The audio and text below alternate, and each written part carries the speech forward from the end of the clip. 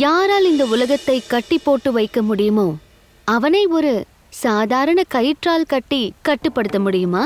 கிருஷ்ணனை கட்டி வைத்துள்ள கயிறு அது ஒரு சாதாரண கயிறு அல்ல தேவி. அந்த கயிறின் ஒரு முனையில் அன்னை யசோதாவின் அன்பு உள்ளது.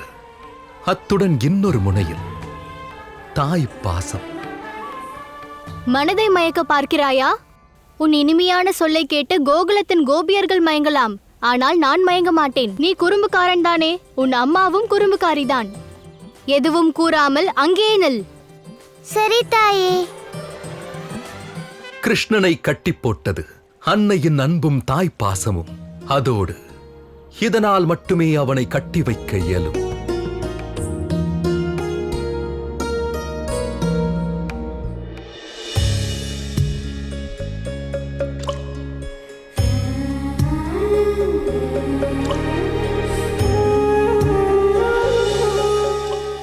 நாம் தான் பாவத்தை செய்துவிட்டோம்.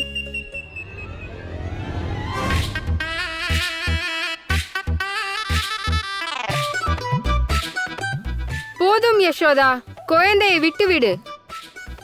பாருங்கள், இவனை எவ்வளவு இறுக்கமாக கட்டியிருக்கார்கள். இவ்வளவு கோபமாக நடந்து கொள்ளாதே. கண்ணன் பாவம் கஷ்டப்பட்டு கொண்டிருக்கிறான். ஆமாம், பாரேன், வெயிலும் கூர்மையாக அடிக்கிறது. வாருங்கள் தாயே, இவர்களும் தான் கூறுகிறார்கள். இப்பொழுதாவது என்னை விட்டு விடுங்கள்.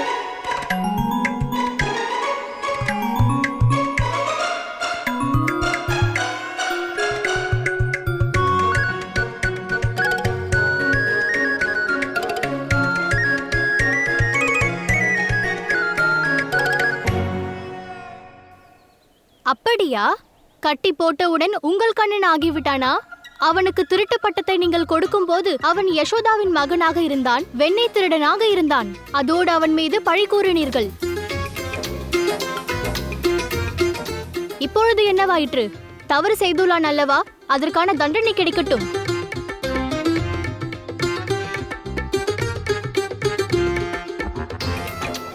என்னவாயிற்று? அங்கும் இங்கும் என்ன பார்க்கிறீர்கள்? இவன் மேல் குறை கூற இங்கு வந்திருந்த பொழுது கண்களில் கோபம் தெரிந்ததே. எங்கே சென்றது அந்த கோபங்கள்? இங்கிருந்து செல்லுங்கள். என்னையும் என் கண்ணனையும் தனிமையில் விடுங்கள்.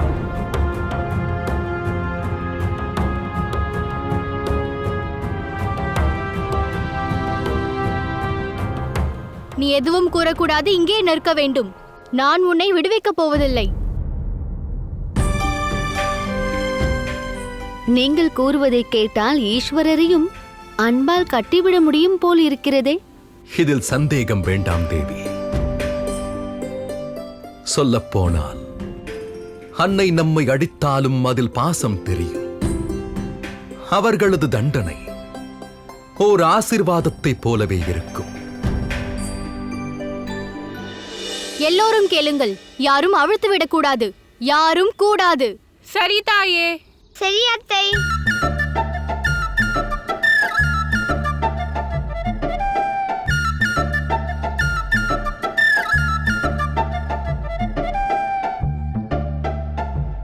வேண்டாம் கண்ணா, வேண்டாம். நீ அவ்வாறு பார்க்காதே கண்ணா. நான் அவிழ்த்து விட மாட்டேன். இல்லை என்றால் தாய் உன்னை விட்டு என்னிடம் ஓடி வருவார்கள். தந்தையே, அவிழ்த்து விடுங்களேன்.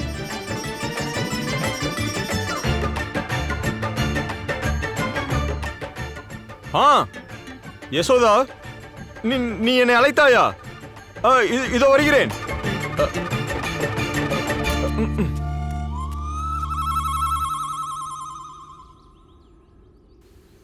ராதா, நீ என் நெருங்கிய சிநேகிதி தானே? நீயாவது என்னை அவிழ்த்து விடேன்.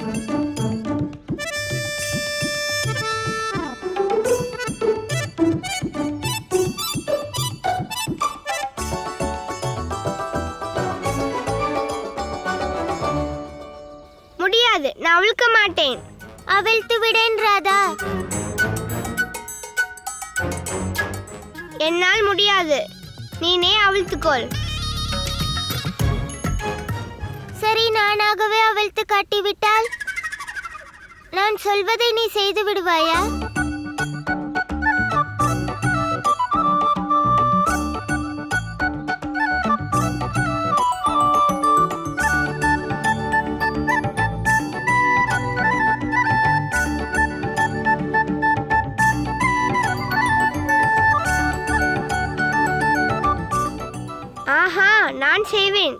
அவிழ்த்து கொண்டு வந்து விட்டால் பிறகு நீ என்ன சொன்னாலும் அதை நான் செய்வேன். யோசித்துக் கொள் ராதா. ஆம், யோசித்து விட்டேன். உன்னால் இந்த கயிறை அவிழ்க்க முடியாது. அதோடு நான் உன் பேச்சு கேட்கவும் தேவையில்லை.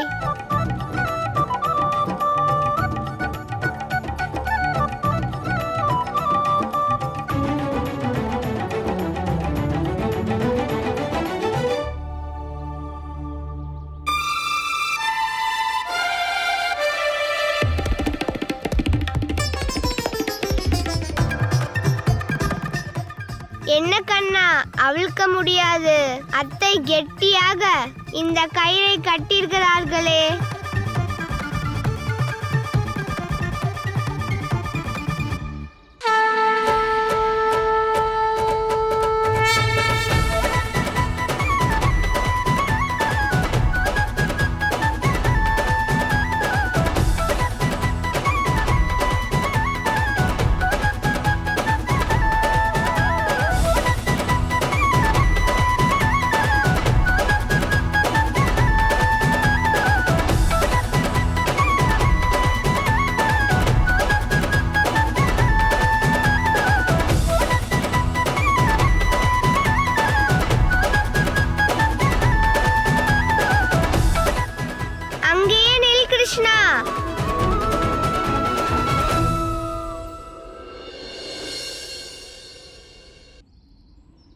என்னவாயிற்று ராதா? கண்ணன் எங்கே? உளறியோடு ஓடிவிட்டான். உரளியோடு ஓடிவிட்டானா? ஆ, உரலோடு கண்ணன் ஓடிவிட்டான். என்ன? ஈஸ்வரா, என் கண்ணன் எங்கே போனான்?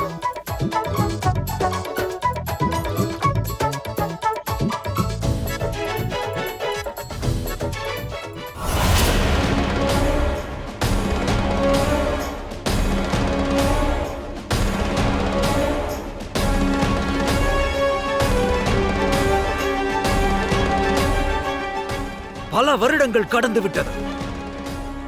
இத்தனை வருடங்களில் அந்த கிருஷ்ணனை அழிக்க நான் எவ்வளவோ முயற்சி செய்தேன். ஆனால் எதுவும் நடக்கவில்லை. ஆனால் இப்போது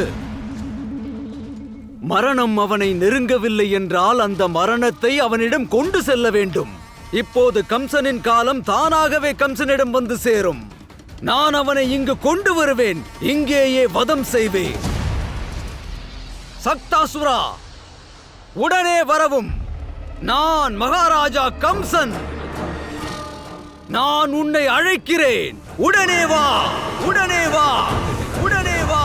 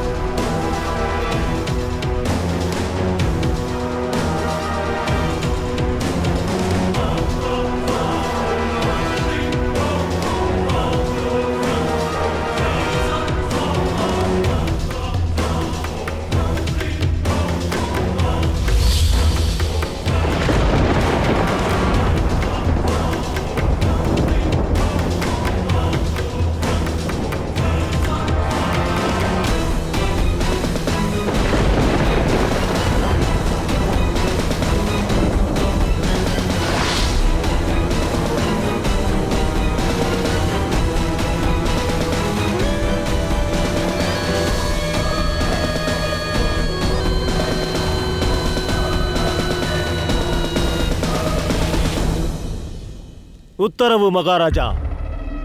இந்த சேவகனை எதற்காக அழைத்தீர்கள்? நீ உடனே இங்கிருந்து கோகுலத்திற்கு புறப்பட்டு செல்ல வேண்டும். அங்கே சென்று கிருஷ்ணனை இங்கே அழைத்து வா. நீ வரும் வரை உனக்காக நான் இங்கேயே காத்துக் கொண்டிருப்பேன். செல்.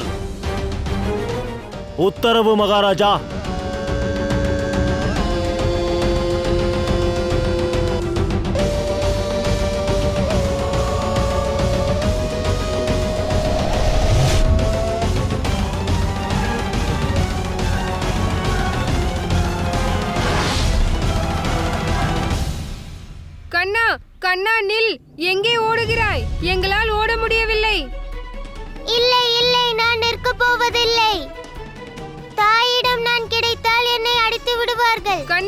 கண்ணா நில், எங்கே ஓடுகிறாய்?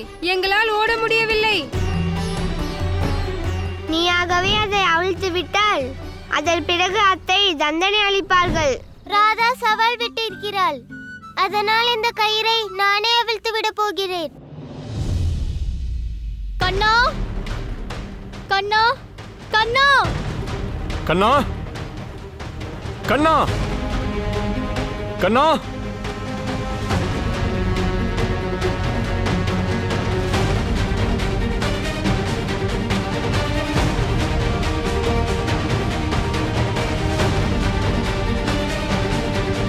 கிருஷ்ணா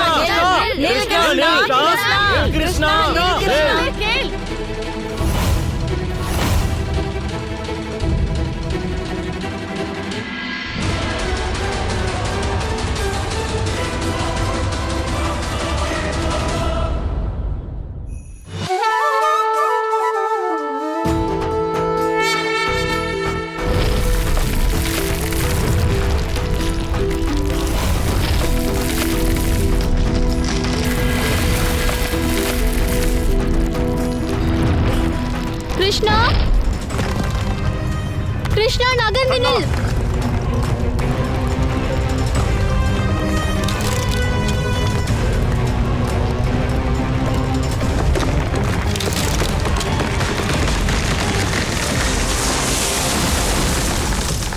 கண்ணா கண்ணா எங்கிருக்கிறாய்?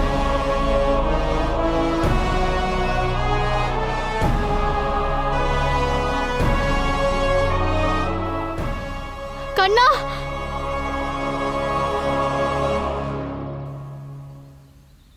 தாமோதரன். தாமோதரனா? ஆமாம். எவன் உடலில் வலிமை இருக்கிறதோ அவனை தாமோதரன் என்று அழைக்காமல் வேறு எவ்வாறு அழைப்பது? இப்போது தாங்களே பெயரையும் சூட்டிவிட்டீர்கள். அதனால் கிருஷ்ணனின் இந்த லீலை தாமோதர லீலை என்ற பெயரில் போற்றப்படும்.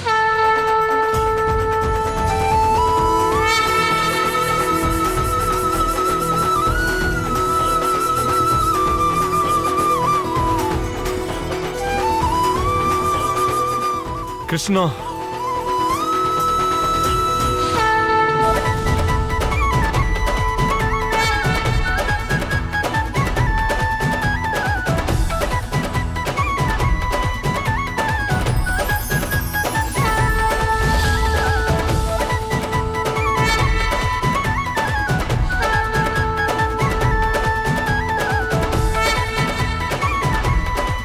நாங்கள் இருவரும் அஸ்வினி குமாரர்கள்.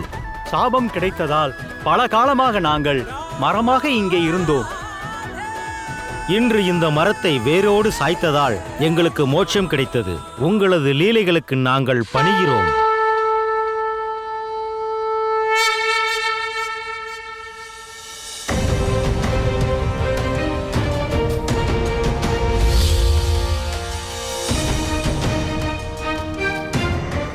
யசோதா, உன் மகன் ஒரு திவ்ய ஆத்மா ஆவான். முதலில் பூதகியை வதம் செய்தான்.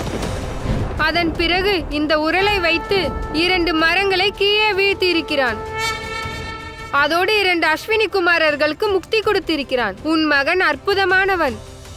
அவ்வாறுதானே கிருஷ்ணன் பிறந்ததிலிருந்து பல அதிசயங்கள் நடந்து கொண்டுதான் இருக்கிறது. இன்று நீ கூறிவிடு கிருஷ்ணா. யார் கண்ணா நீ? உன்னுடைய லீலைகளை எங்களால் புரிந்து கொள்ள முடியவில்லை.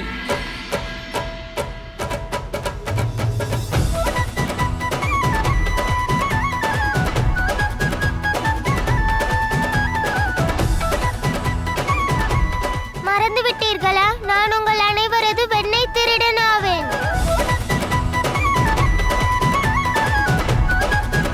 தாயே,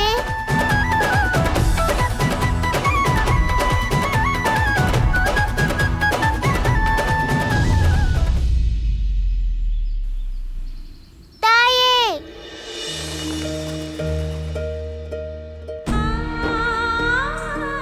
யாருக்கு வேண்டுமானாலும் உதவி செய்யட்டும், முக்தி கொடுக்கட்டும். ஆனால் தாயின் மனதிற்கு இவன் வேதனையைத்தான் கொடுக்கிறான், எதையும் சிந்திப்பதில்லை. இந்த தாயின் மனம் வேதனைப்படுகிறது. என் மகனுக்கு ஏதாவது நேர்ந்து விட்டால்? தாயே,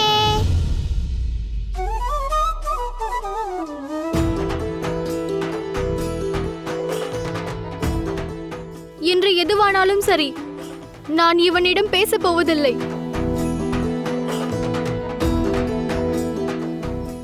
தாயே, என் மீது கோபம் வேண்டாம். உங்கள் அன்பு எனக்கு மிகவும் பிடிக்கும். உங்கள் கோபம் பிடிக்காது.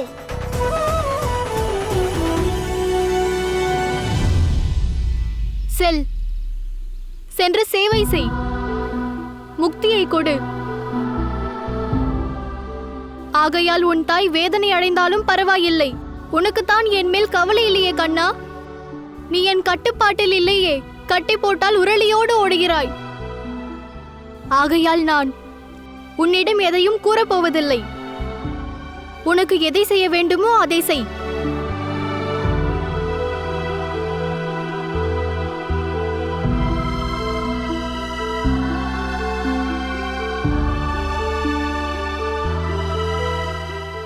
தாயே, என்னை மன்னித்து விடுங்களேன்.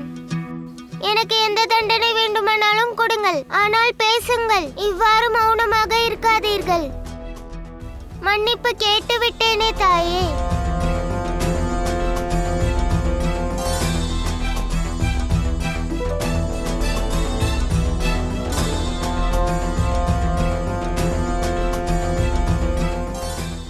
தாயே, உங்களுடைய இந்த கண்ணனை மன்னித்து விடுங்களேன். என்னோடு பேசுங்கள். நான் கூறினேன் அல்லவா, இனிமேல் உன்னோடு நான் பேசப் போவதில்லை.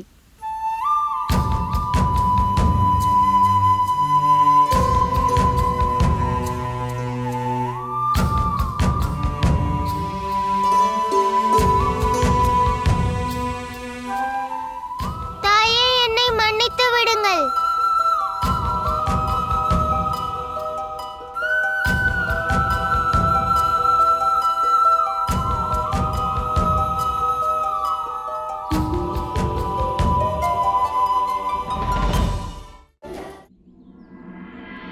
தந்தையே, அவனுக்கு பாதங்கள் வலிக்கப் போகிறது. வாருங்கள், வந்து சமாதானம் செய்து விடுங்கள்.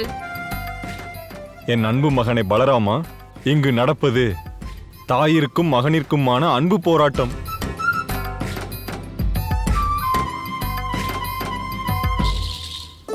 இந்த சங்கடத்தை அவர்களே தீர்த்து கொள்ளட்டும். இந்த சங்கடத்தில் நீ குறுக்கிட்டால் நீ மாட்டிக்கொள்வாய். இன்னும் எவ்வளவு தோப்பு கர்ணம் போட வேண்டும்? என் பாதங்களை பாருங்கள், கடுமையாக வலிக்கிறது. போதும் என்று சொல்லுங்களேன். சமாதானமாகி விடுங்களேன்.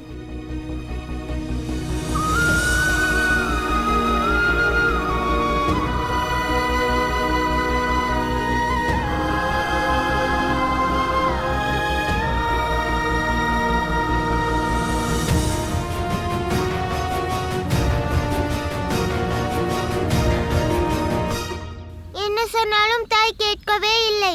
இப்பொழுது நான் என்ன செய்வது?